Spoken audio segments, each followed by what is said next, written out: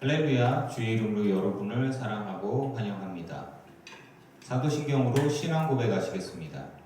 전능하사 천지를 만드신 하나님 아버지를 내가 믿사오며 그 외아들 우리 주 예수 그리스도를 믿사오니 이는 성령으로 잉태하사 동정녀 마리아에게 나시고 본디오 빌라도에게 고난을 받으사 십자가에 못 박혀 죽으시고 장사한 지 사흘 만에 죽은 자 가운데서 다시 살아나시며 하늘에 오르사 전능하신 하나님 우편에 앉아 계시다가 저리로서 산 자와 죽은 자를 심판하러 오시리라. 성령을 믿사오며 거룩한 공회와 성도가 서로 교통하는 것과 죄를 사하여 주시는 것과 몸이 다시 사는 것과 영원히 사는 것을 믿사옵나이다. 아멘. 찬양 150장 찬양하시겠습니다. 찬송가 406장입니다. 찬양 150장. 온 하늘 영원 견이신 것과 분나리 어로 안전한 복음 모든 가지로 다스리시는 주의 영원한 바위지에 주의 영원하신 바 함께하사 항상 나를 붙드시니 어느 곳에 가든지 요동하지 않는 주의 발을 의지하리라. 세상 친구들 나를 버려도 예수를 함께 동행함으로 주의 은혜가 충만하리니 주의 영원한 바위지에 주의 영원하신 바 함께하사 항상 나를 붙드시니 어느 곳에 가든지 요동하지 않는 주의 팔을 의지하리라. 나의 믿음이 영양해져도 미리 예비한 힘을 주시며 위태할 대로 안보하시는 주의 영원한 바위지에 주의 영원하신 발 함께하사 항상 나를 붙드시니 어느 곳에 가든지 요동하지 않는 주의 팔을 의지하리라. 지고 난 것 주께 없으니 나의 일생을 주께 맡기며 나의 모든 짐 대신 지시는 주의 영원한 바위지에 주의 영원하신 발 함께하사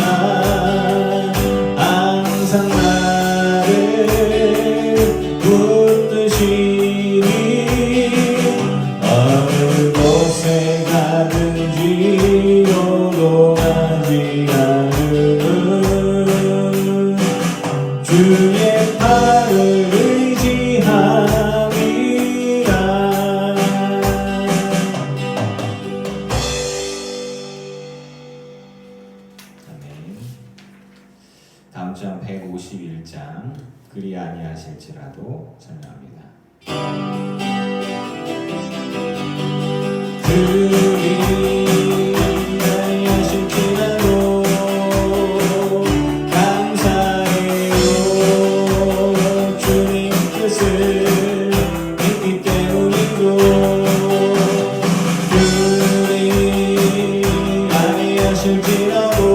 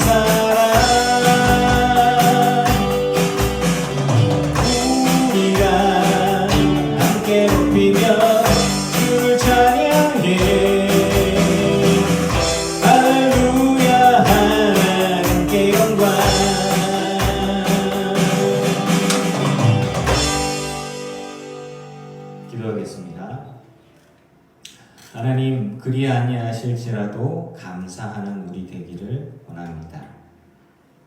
우리가 합력해서 선을 이루는 것이 하나님의 뜻임을 믿습니다.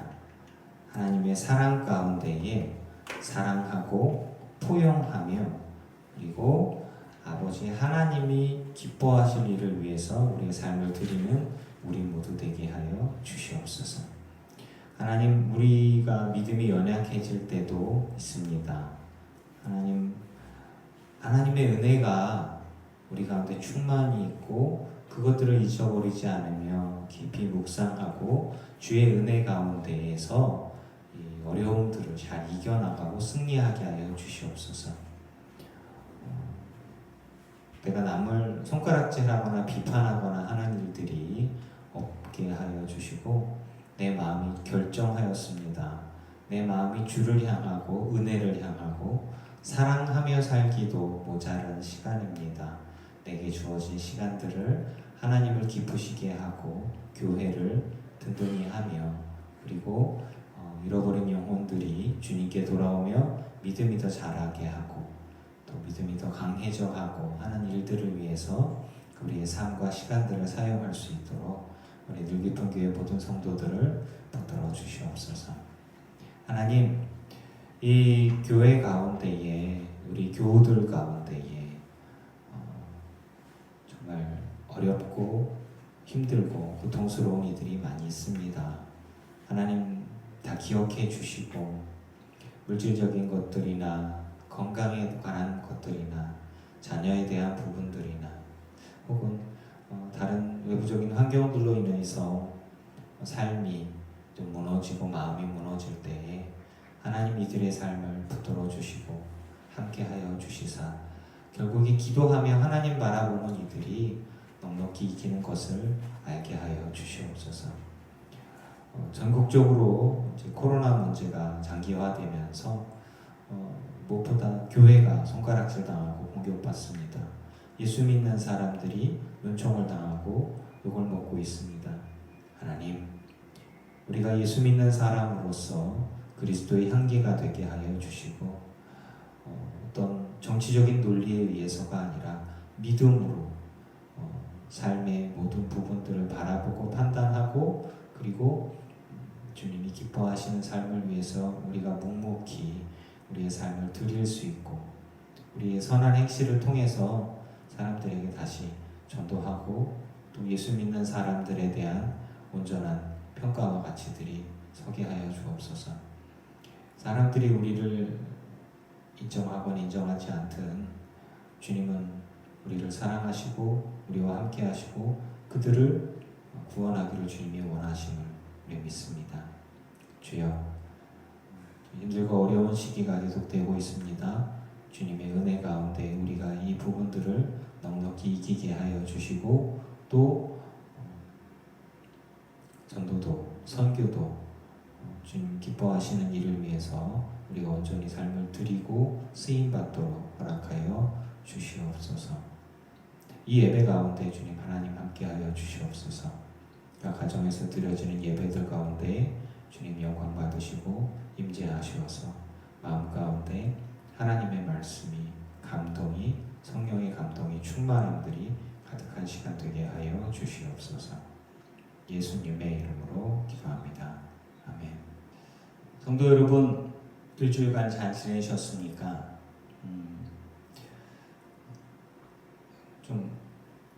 좀 온라인 예배가 계속 진행될 수도 있을 것 같습니다. 또 기도하면서 믿음으로 이 시간들을 잘 이겨낼 수 있기를 바랍니다. 어젯밤 1시 반까지 작업을 했는데 또 편집하는 과정 중에 파일이 없어져서 주일 아침에 다시 예배 영상을 찍는 수고가 있어서 또 좀 문자를 늦게 보내는 것을 사과를 드립니다.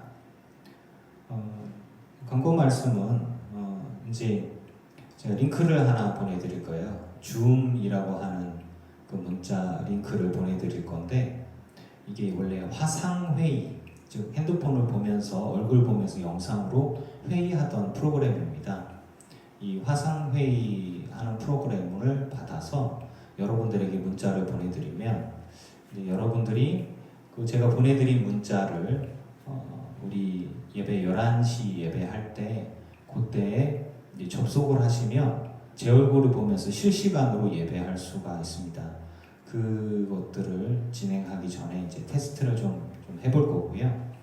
여러분 그 줌이라는 프로그램이 있어요. 그러니까 그거 제가 보내드릴 거니까 뭐 스팸 아니니까 그 복잡하지도 않아요. 그냥 링크 들어가서 뭐 참여할까요? 하고 개설방 제 이름 보이면 참여해서 들어가면 제 얼굴뿐 아니라 여러분 얼굴도 다 이렇게 보입니다.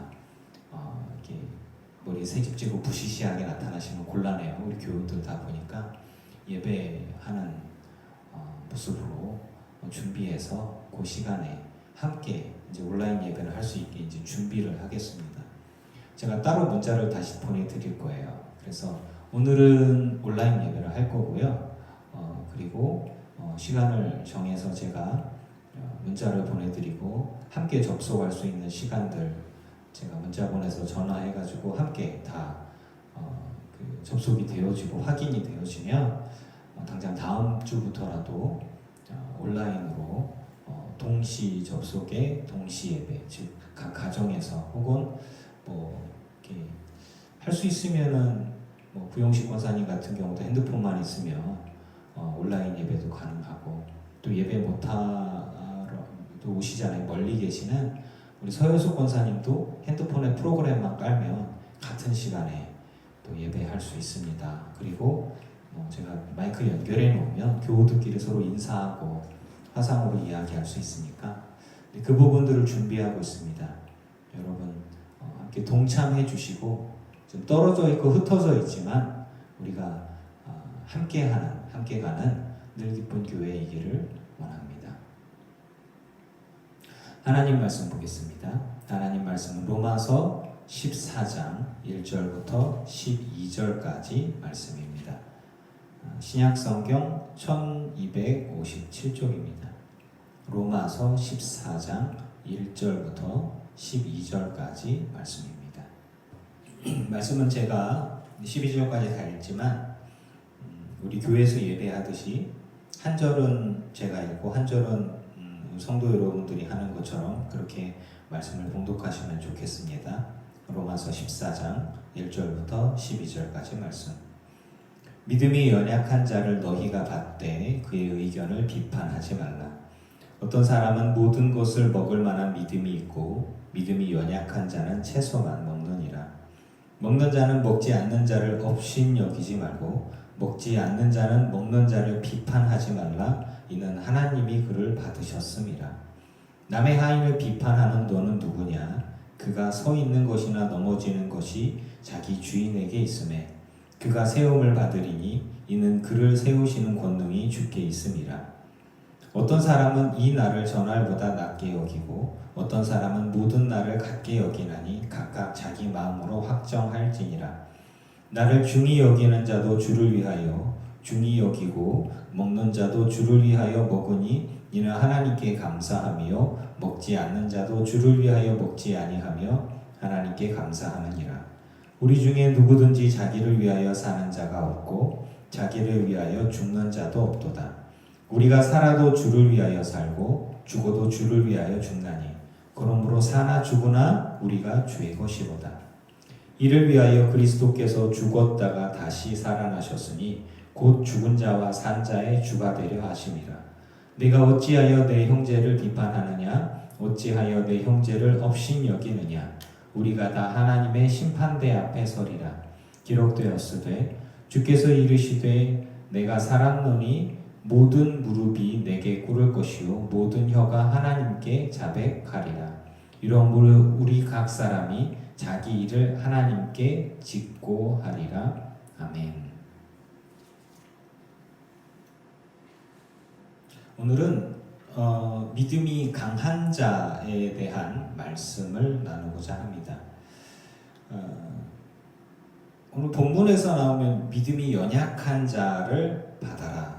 그리고 그의 의견을 비판하지 말아라 라고 성경은 말하고 있어요. 여기서 말하는 믿음이 연약한 자는 정말 믿음이 연약한 자예요. 믿음이 없는 자를 이야기하는 게 아니라 믿음이 약한 자와 믿음이 강한 자. 그러니까 교회 공동체 안에서 믿음이 연약하고 그래서 유대적인 어떤 습관이나 풍습, 문화들을 고수해야 한다고 이제 목소리를 높이는 사람들을 이야기를 하는 거예요. 그게 좀 좋지 않겠냐라고 이야기하는 거, 그런 부분들이죠. 말씀의 핵심적인 건 뭐냐면 그 믿음의 형제를 판단하는 거예요. 즉 교회 공동체 안에서의 믿음의 성도들을 바라보고 그들을 대하는 우리들의 시각에 대해서 성경을 통해서 우리에게 주시는 메시지가 있습니다. 미리 말씀을 드리면 오늘에 있는 본문의 말씀은 우리 교우분들 중에 어느 누구 들으라고 하는 설교를 준비한 게 절대 아니라는 거예요. 오늘 말씀은 말씀 그대로 우리에게 주시니까 그 말씀에 찔림이나 감동이 있으신 분들은 하나님의 음성으로 받아들이고 그 삶에 적용하시면 되겠습니다. 그래서 이 예배 가운데에 은혜에 집중할 수 있기를 바랍니다. 자, 믿음의 형제를 판단하는 문제에 대해서 이제 시선을 돌리는데 교회 안에서 흔하게 목격되는 부분이기도 합니다. 스스로 믿음이 강하다, 믿음이 좋다고 생각하는 사람들이 함정에 쉽게 빠져요. 왜냐하면 함부로 사람들을 형제를 판단하는 경향이 좀 있어요. 또 믿음이 약한 사람들, 즉 어떤 고정관념에 딱 빠져 있는 사람들 같은 경우에는 또 막 함부로 비판하고 뭐 이렇게 하는 경우도 있단 말이에요. 서로 간에 판단하지 말아라. 이 말씀에서 보면 우리에게 얘기하냐면 너희가 받아라. 즉 공동체 안에서 이 믿음의 사람들을 포용하는 이야기. 자, 기본적으로 상대의 의견에 동의를 하지 않아요. 서로의 생각이 다를 수는 있어요. 그런데 시시비비를 가리지 말고 그 사람 자체를 품어주는 거예요. 그러니까 어떤 사람을 이렇게 책망하고 지적하고 막 이렇게 얘기를 할 때 그 출발점이 뭐냐면 하나님께서 이 사람을 받아들이셨어. 하나님께서 이 사람을 받아들이셨는데 내가 그 사람을 이렇게 해서 그 사람이 주를 떠나게 된다면 그건 내가 하나님 앞에 죄를 짓는 게 되는 거예요. 그래서 우리가 하나님 앞에서 성도들을 대할 때의 바탕은 뭐냐면 하나님이 죄 많은 나를 받아주셨어. 이걸 인정하는 거고 또 하나님이 저 사람도 있는 모습 그대로 받아주셔서 받아들이셨고 주님이 부르셨다라고 하는 그 조건이에요. 하나님이 그를 받으셨는데 내가 그 사람을 이렇게 멀리 떨어낼 필요가 없는 거죠. 만약에 그렇게 했다가 내가 하나님 앞에 죄를 짓는 것입니다. 바울은 그를 세우시는 권능이 주께 있다. 이렇게 이야기를 하고 있어요. 그러니까 하나님께서 누군가를 부르셔서 이렇게 세우신다면 내가 생각해 저거는 아닌 것 같은데 저러면 안 될 것 같은데 라는 생각이 있어도 그거는 하나님이 하시는 이야기가 아니라 내 생각이라는 거죠.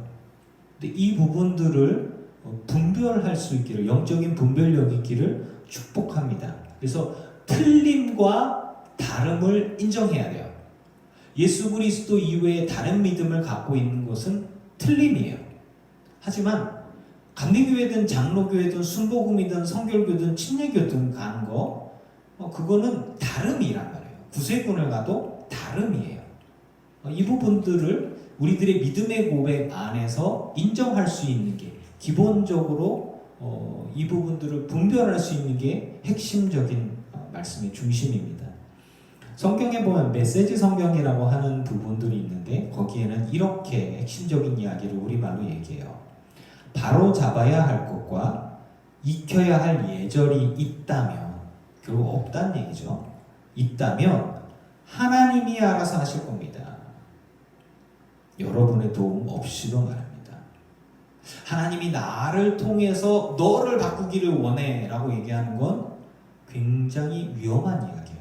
그거는 목사에게도 통용되는 이야기들입니다. 즉 설교는 하나님의 말씀을 통해서 하나님께서 저와 여러분에게 이렇게 얘기하십니다 라고 이야기를 하면 그거는 이제 하나님의 이야기라고 확실히 얘기할 수 있는데 목사라고 그래서 넌 이렇게 해야 돼, 넌 이렇게 해야 돼, 너 그게 뭐야 라고 이야기를 하는 것들에 하나님을 가져본다면 하나님을 사용한다면 그건 죄가 될 수 있습니다.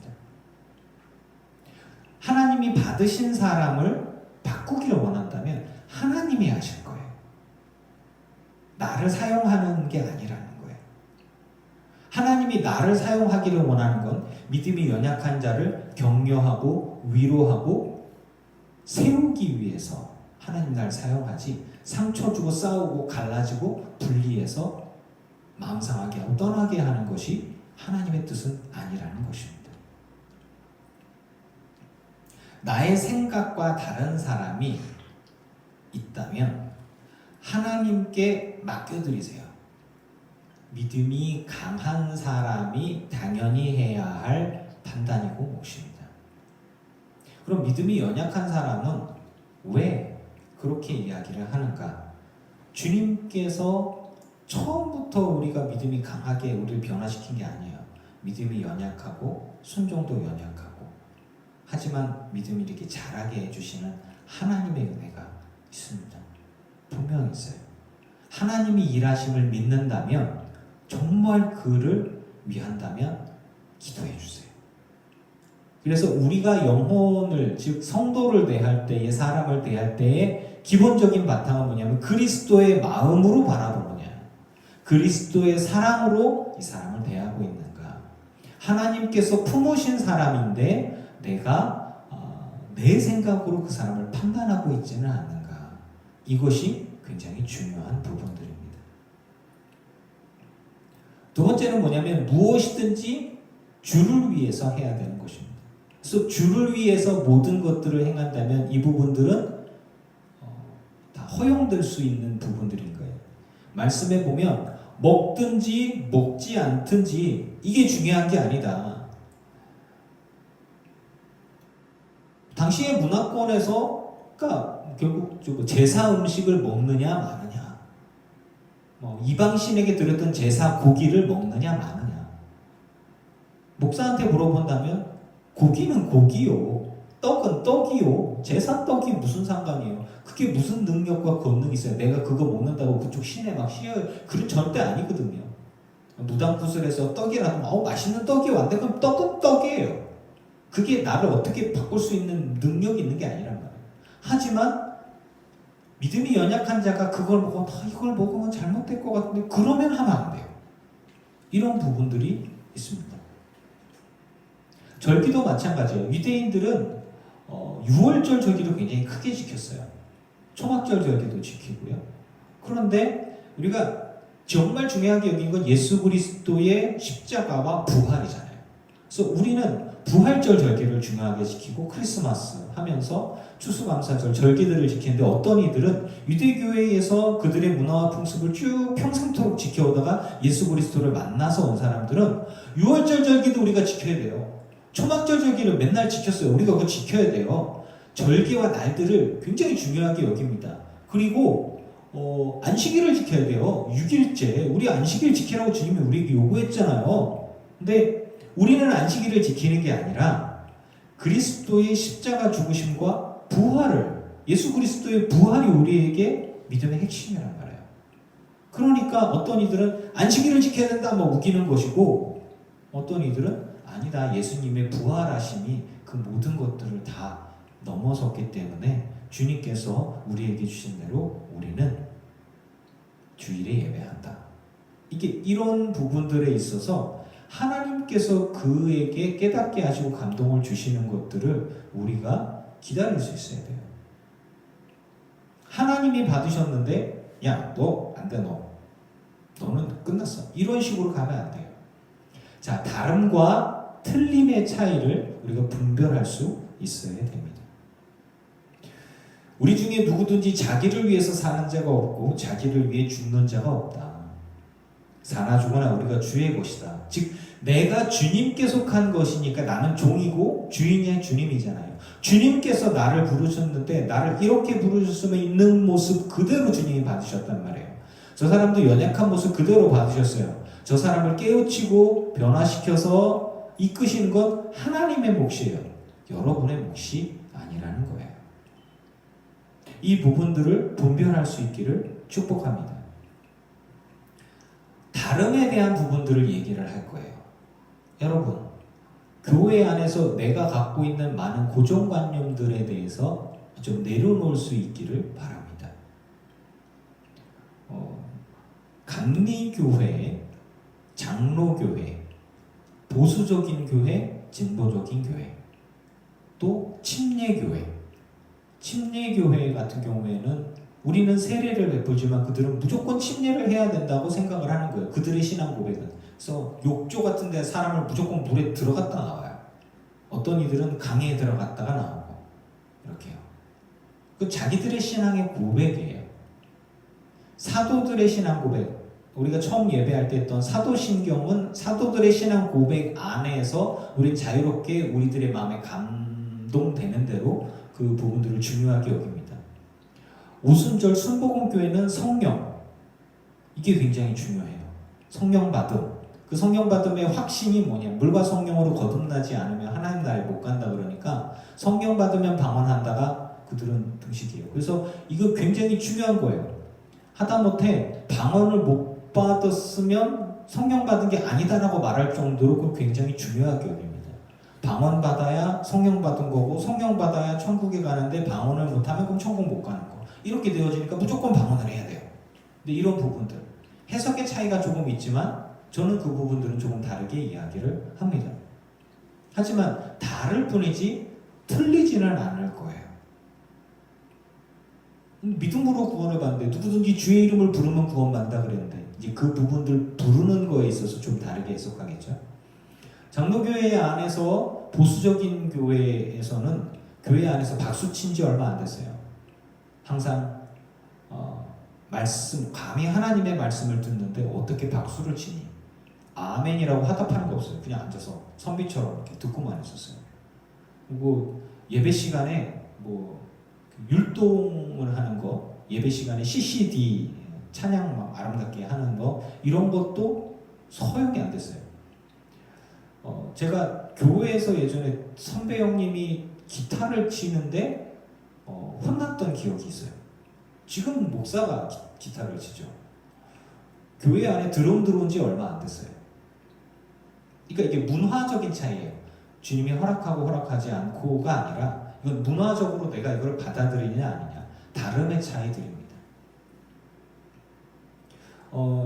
초대교회 형태를 가장 많이 지금까지 보존하고 있는 동방정교회예요. 그럼 개신교회 안에 들어가 있거든요.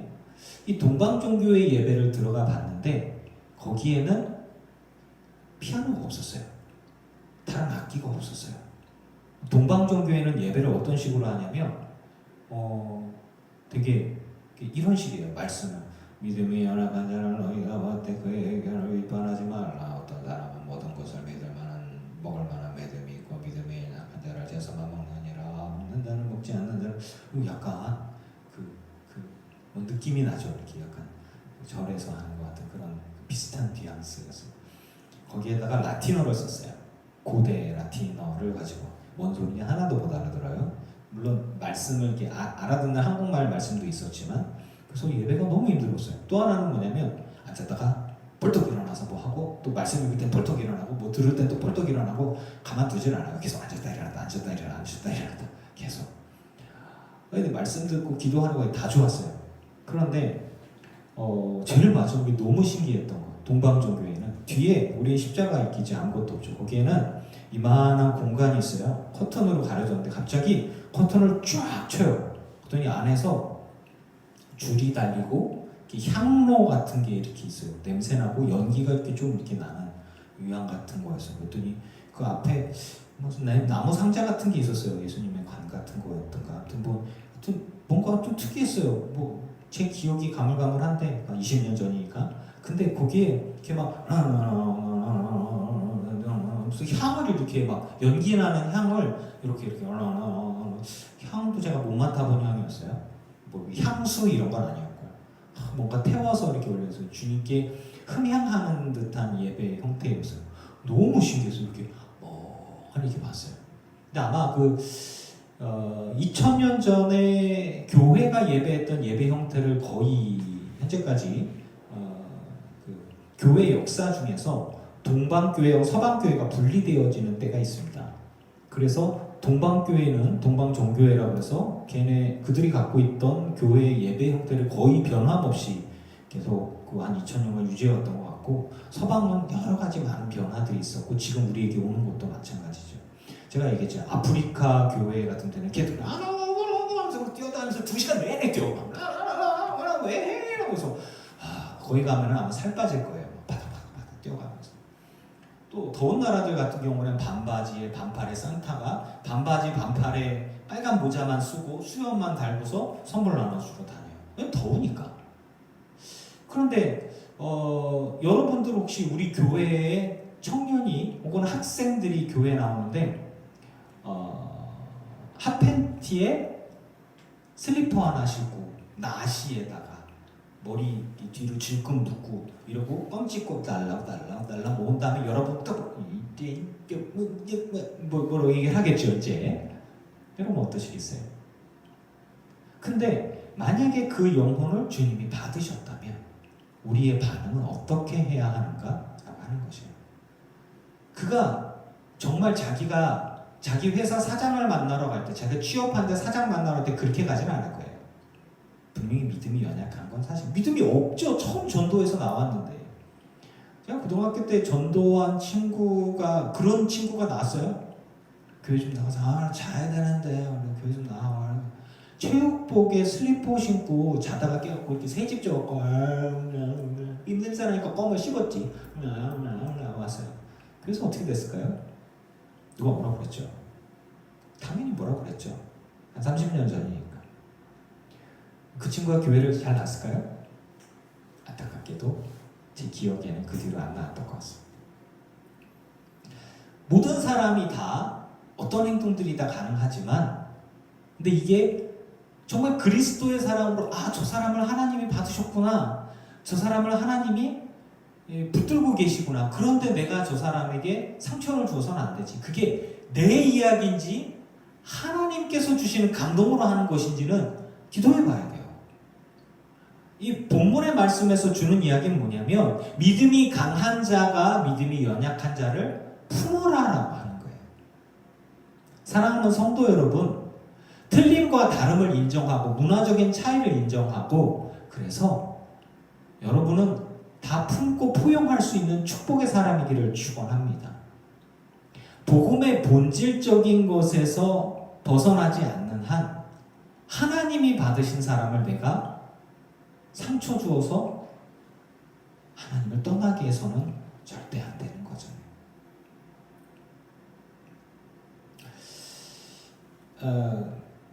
어떤 사람이 어떤 행동을 할 때에 분명히 잘못된 행동을 할 수가 있습니다. 맞아요. 실수할 수가 있어요. 그것이 잘못될 수가 있어요. 하지만 그 사람의 잘못을 드러내는 거에 목숨 거는 사람들이 있어요. 그거는 이게 굉장히 죄가 될 수 있다라는 거를 저는 굉장히 조심스럽게 말씀을 드립니다.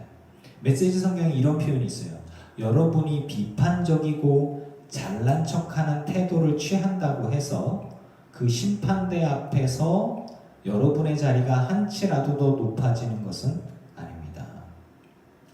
직접적으로 굉장히 무섭게 이야기했어요.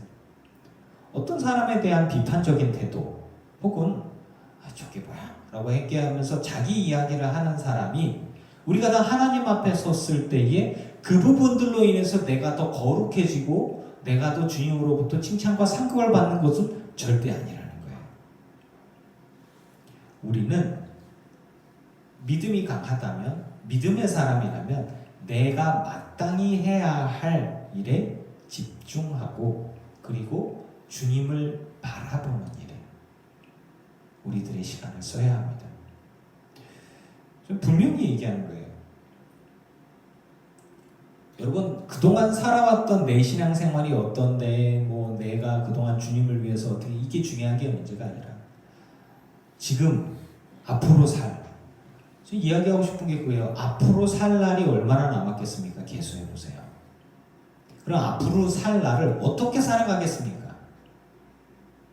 화해하시고 사랑하시고, 사랑하며 살기에도 시간이 모자라요. 우리 인생이 짧습니다. 사랑하며 남은 삶을 살기에도 모자른데 갈등하며 싸우면서 분열하면서 책망하면서 상처 주면서 살기에는 그 시간이 너무 아깝다고 생각하지 않으십니까? 12장에 보면, 로마서 12장에 마땅히 생각할 그 이상의 생각을 품지 말아라. 우리가 마땅히 품어야 할 생각은 어디에 있을까요? 주를 사랑하는 것입니다. 영혼을 사랑하는 것입니다. 쟤는 왜 저래? 저거 뭐야? 저건 저렇게 해야지. 그게 하나님의 생각인지 내 생각인지를 분별할 수 있어야 돼요.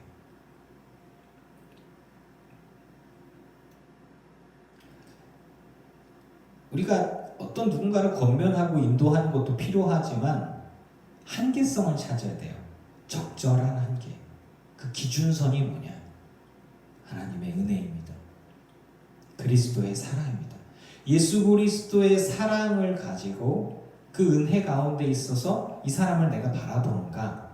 나의 색안경으로 바라보는가? 아니면 그리스도의 눈으로, 그리스도의 사랑으로 영혼을 바라보는가? 그것은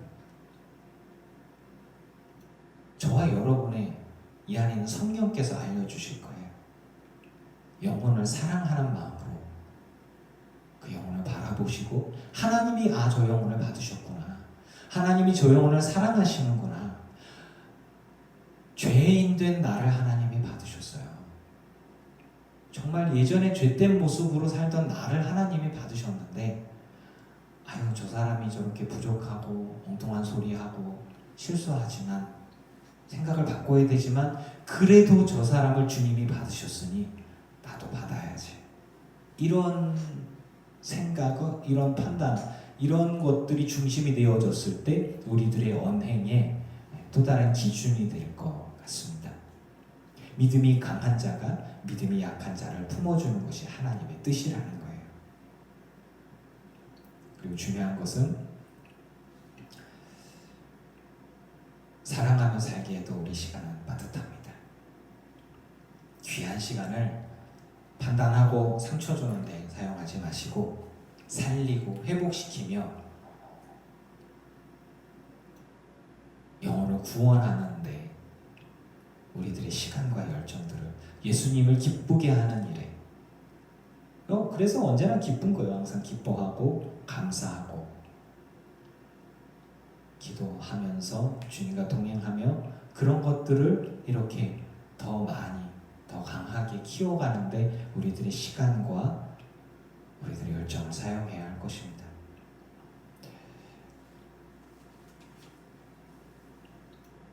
제일 마지막에 보면 이런 표현이 있어요. 13, 14절은 읽지 않았지만 여기에 보면 이렇게 나와요.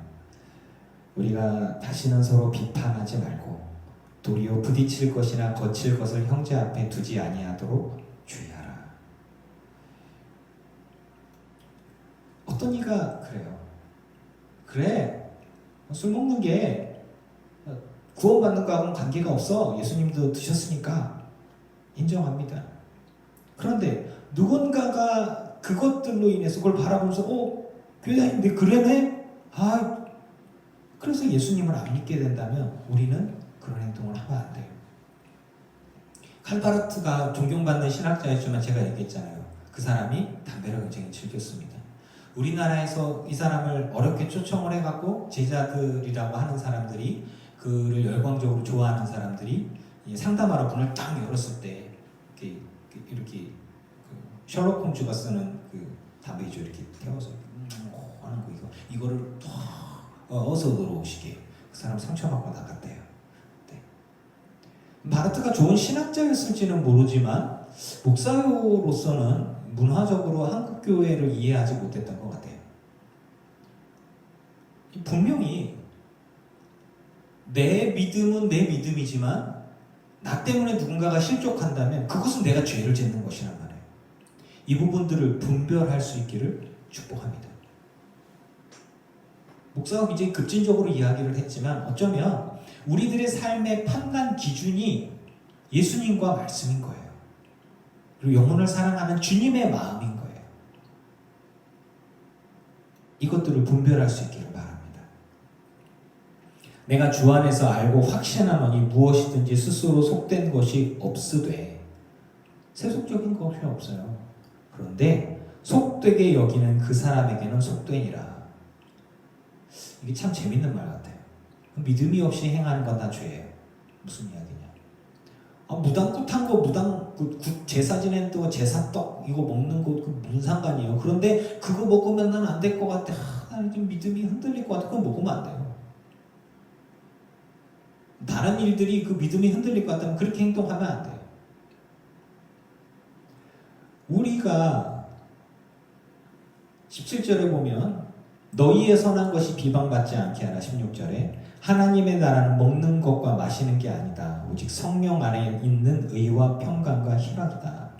하나님의 의와 하나님의 의, 우리 안에 주시는 평강 그리고 기쁨들이 우리 안에 없으면 그런 것들을 파괴하는 것이라면 하나님께 속한 것이 아니라는 거예요. 그 분별하는 리트머스 시험지 같은 것입니다. 그리스도를 섬기는 자는 하나님을 기쁘시게 하며 사람에게도 칭찬을 받느니라. 영혼을 사랑하는 마음이 있으니까 그 행동에 따라서 칭찬을 받겠죠. 우리가 화평의 일과 화평하기 위해서 내가 양보할 수도 있고 참을 수도 있는 것이죠. 서로 덕을 세우는 일에 힘쓰나니.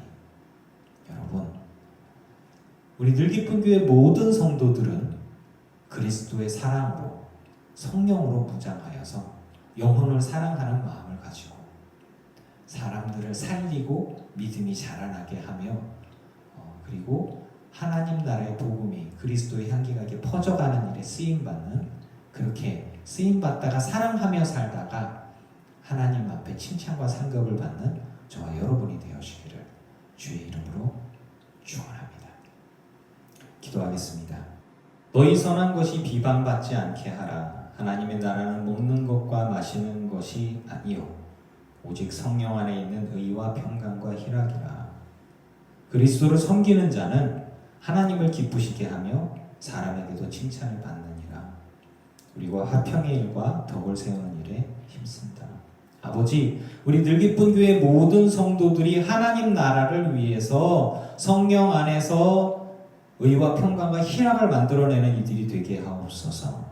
고정관념에 빠지지 않게 해주시고 다친 마음이 아니라 부드러운 마음을 허락하여 주시고 넉넉한 마음, 열린 마음을 허락하여 주시옵소서.